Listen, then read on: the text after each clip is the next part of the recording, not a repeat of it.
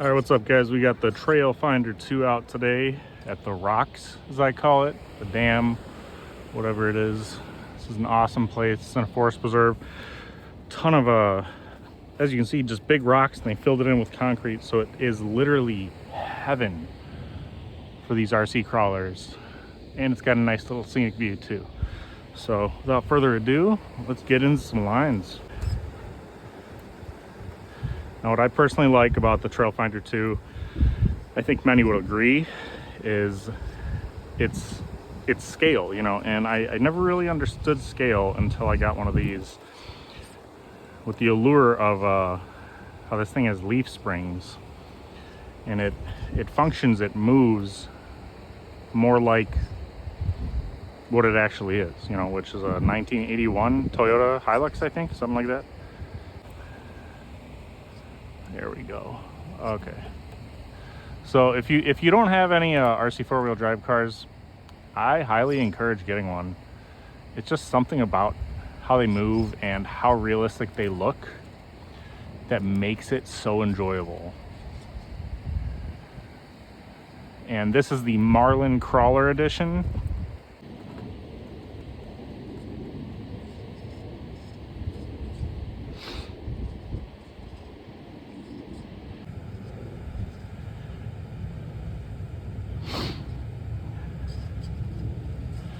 Letting that Hobbywing Fusion just manipulate our way through this obstacle.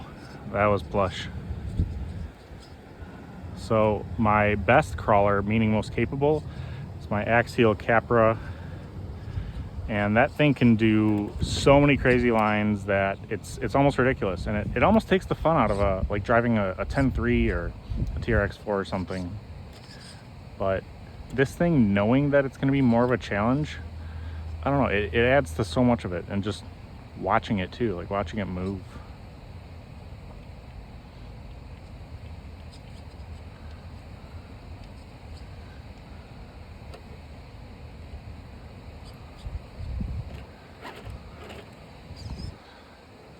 Generally, I don't like to reverse like that, but I'm gonna make exceptions for this thing. Don't like reversing because you get points in competitions, and eventually I plan on competing.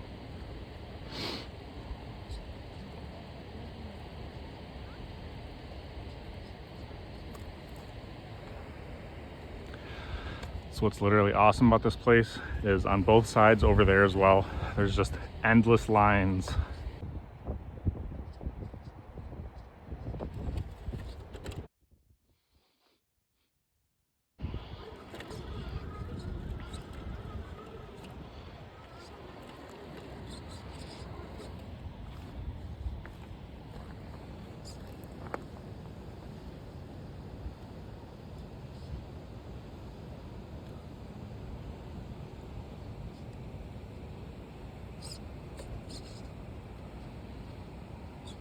There's one more suspension mod that I have yet to do, and it's called the Chino mod. Pretty common, pretty popular, I should say. And what the Chino mod is you take the ends of the leaf springs and you grind in a 45-degree angle where they mount in the shackles. Ooh. All right, I have an electric skateboard that does 32 miles an hour. I don't know what that guy has. He was going faster than that, I'll tell you that.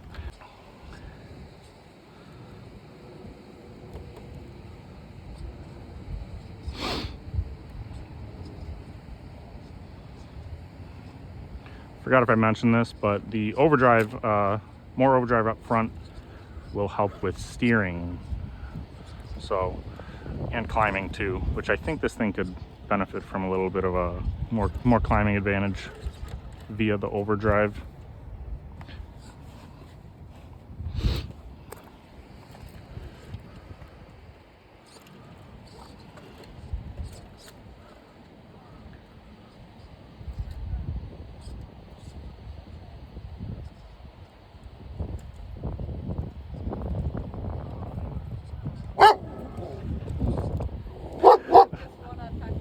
Yeah, I know. They all do.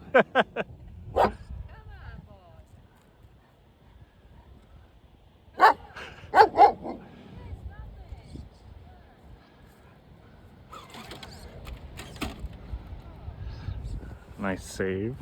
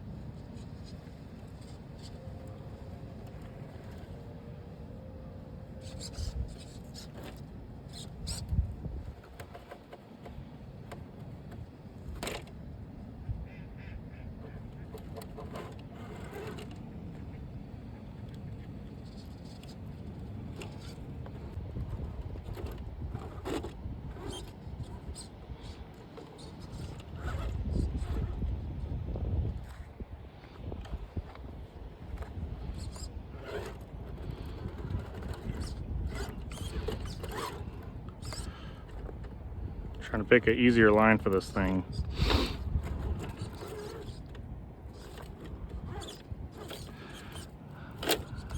That slipper clutch is about as loose as I'll let you guys fill in the rest.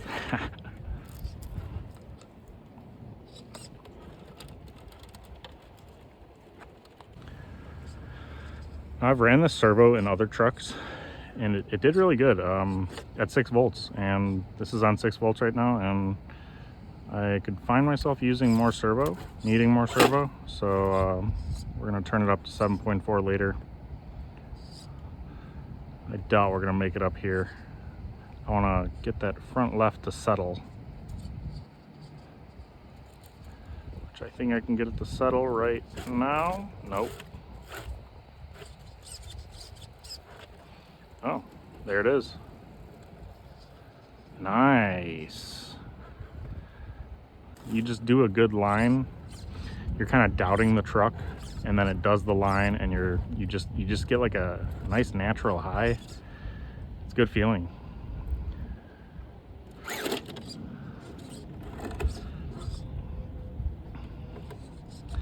Now this thing looks so good. Hear me out, but it almost, for me, looks too good because this is scale, so there's not really going to be an 81 Toyota that looks this good, you know what I'm saying? So if we get a little wear and tear on this thing, that's all right with me.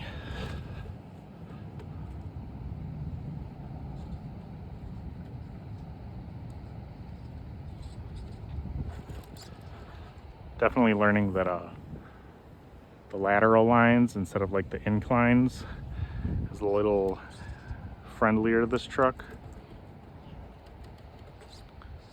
which is nice because, again, if you can tell, you have endless lines here.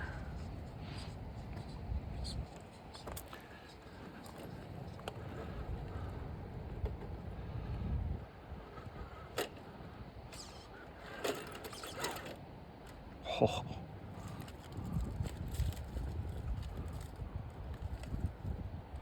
Are we gonna make it out of this? Yep. Right on. All right.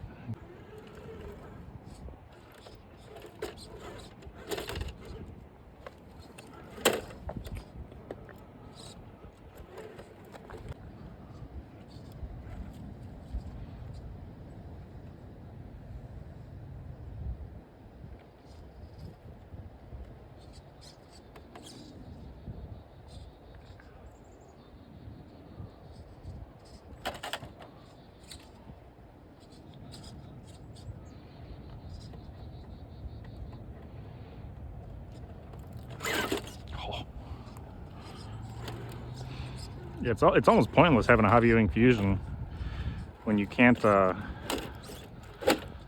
really get much out of the motor because of the stupid slipper clutch. but that can be tightened down. We're going to do that later.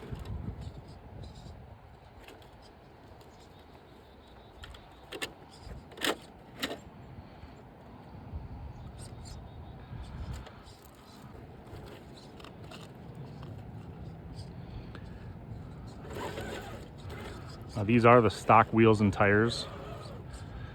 They are beadlocks, they are aluminum, they do have the red ring, and that is the stock rubber, and it is very impressive. Probably the best RTR tire that I've ever had on a crawler, next to the TRX4 Bronco. I actually had a Hyrax with Bronco, but I ended up preferring the Trail Canyons or Desert Canyons or whatever the TRX4 tires are called. Yeah, we definitely need more servo, so this ecopower and 6 volts kind of let me down. It's not much better than stock.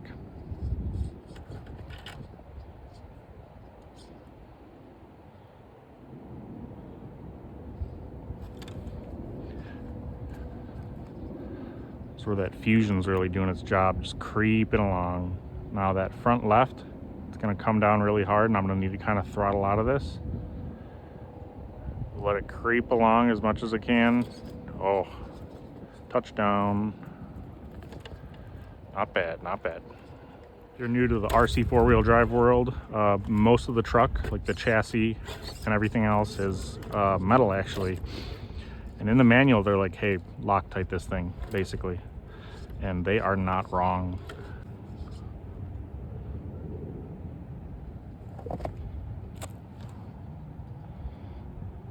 We're gonna need a gas over this.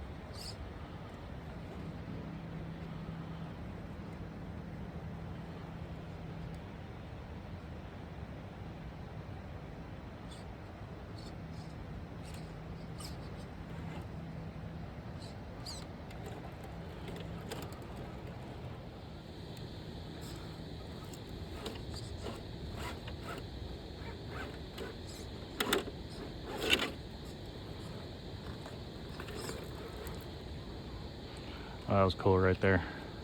Here, we'll see if I can make it up this.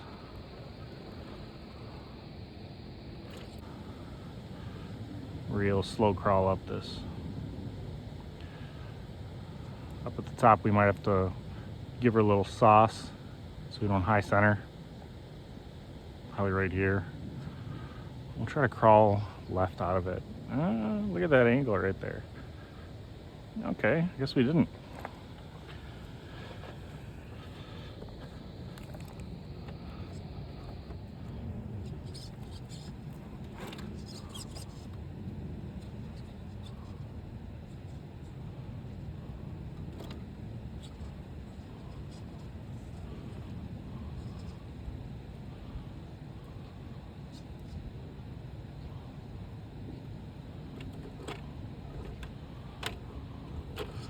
There it is.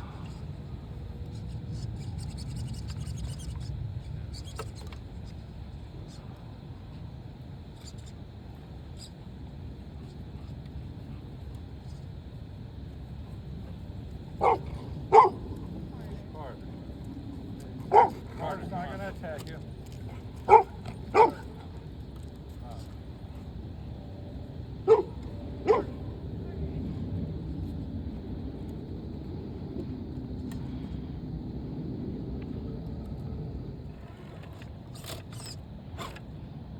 So the issue with doing YouTube, honestly, is I feel the need to film everything, which is kind of toxic because it's hard to enjoy the hobby. I mean, I am not, trust me on this, I am not doing as good as I could with this truck right now because I'm filming. I'm worrying about the angle, I'm worrying about audio, I'm worried about people driving by. I mean, when people are like coming up, like this guy right here, I'll kind of talk quieter. I won't talk at all because I'm still like camera shy and everything, but I definitely want to start trying to just delegate, or whatever the word is,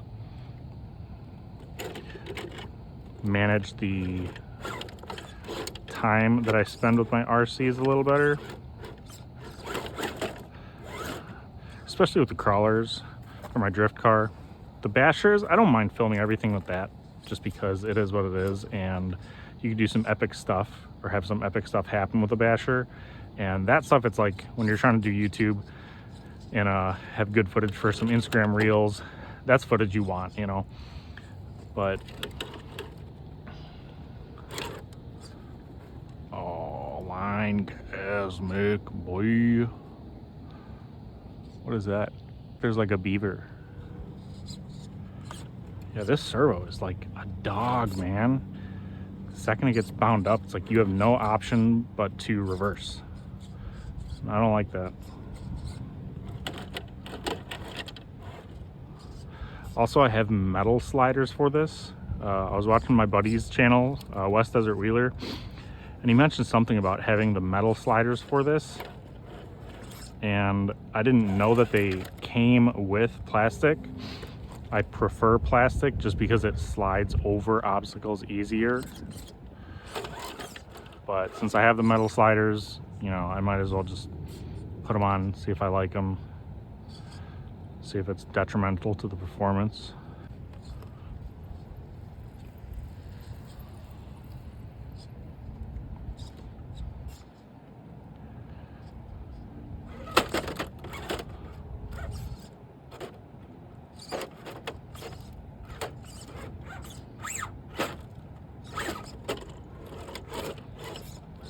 So when I go to tighten up the slipper clutch, which you can tell I need to do, I don't think I'm gonna crank it and like fully lock that thing. I want a little tiny bit of slip, just because I know these things aren't the strongest. Dude, come on. But hear me out. Having a slipper clutch that's tuned the right way can prevent breakages, because when you have 3S lipo and a brushless setup, especially with this FOC stuff, that's really when you can get into shredding pinions, breaking gears, breaking other stuff, and I don't want to do that. So, because that's actually why I got rid of my Red Cat Gen 8, which was fully built, by the way. Literally not another mod I could do to it.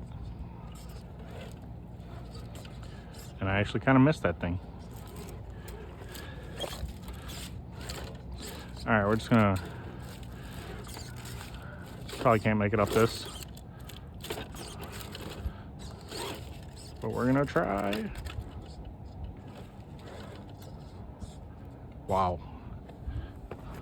Probably can't make it up this, and we made it up it, but it's getting really dark. That's the video for the day, guys. Let me know what you think of this thing.